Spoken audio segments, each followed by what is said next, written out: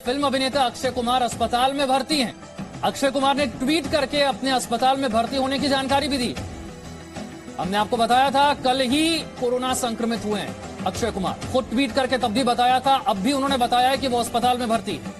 Akshay Kumar film अभिनेता अस्पताल में भर्ती है। आपने पिछले कुछ दिनों में देखा, इस बार जो दूसरी लहर है, बड़े बड़े नहीं बच पा रहे, चाहे वो अभिनेता हूं, चाहे वो नेता हूं, या फिर वो बड़े बड़े खिलाड़ी हूं।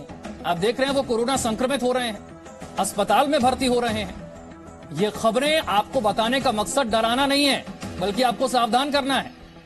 कोरोना संक्रमण किसी को नहीं बख्शता। अगर आपने सावधानी नहीं बरती तो ऐसा हाल हो सकता है। डॉक्टर कौशल कांत, अगर हम नहीं माने तो फिर सरकारों के पास क्या विकल्प है? क्या लॉकडाउन ही एक विकल्प है? मुझे लगता है कि लोग नहीं सुधर रहे हैं। ये बात आप पिछले 6 महीने से देख चुके हैं।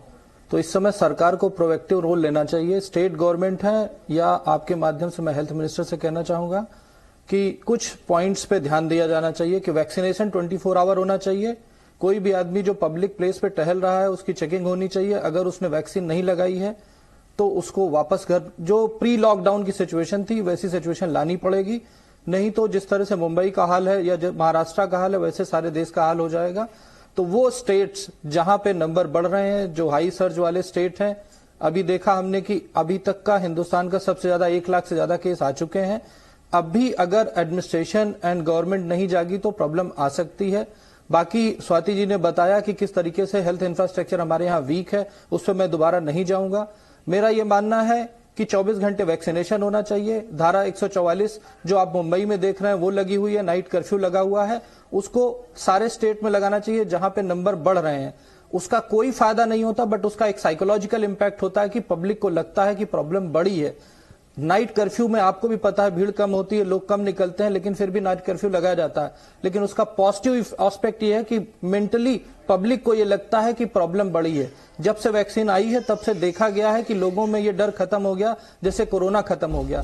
तो ये सारे स्टेप्स उठाने चाहिए प्रोएक्टिवली गवर्नमेंट की तरफ से और हेल्थ मिनिस्ट्री की तरफ से, तभी शायद कुछ हो पाएगा। हम इतने दिनों से अक्सर टीवी पे बैठ के यही बात करते हैं कि पब्लिक को ऐसा करना चाहिए, ऐसा करना चाहिए, ऐसा करना चाहिए, पर हमारी प्रदेश की पब्लिक अगर नहीं मान रही तो क्या एडमिनिस्ट्रेशन हाथ पे हाथ रख के बैठा रहेगा? नहीं, उसे प्रोएक्टिव होना पड़ेगा और सारे वो स्टेप्स लेने पड़ेंगे जो प्री लॉकडाउन फेज में लिए गए थे। मैं ये नहीं कह रहा हूं कि अभी पूरे देश में या सारे स्टेट्स में लॉकडाउन की जरूरत है, लेकिन प्री लॉकडाउन प्रिवेंटिव स्टेप्स उठाने पड़ेंगे, अदरवाइज ये प्रॉब्लम बढ़ जाएगी। 1 लाख केसेस का मतलब आने का मतलब है कि 1 लाख आइडेंटिफाइड केसेस हैं।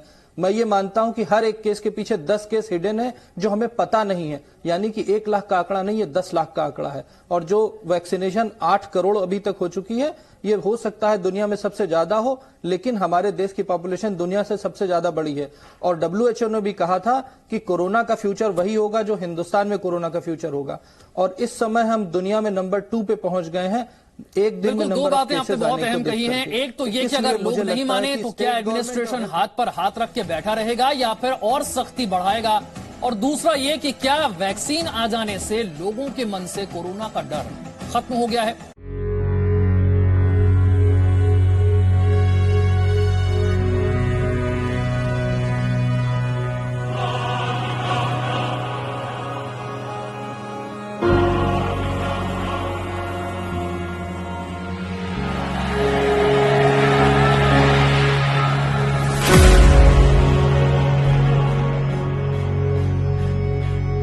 Good evening and welcome to Z News Bulletin.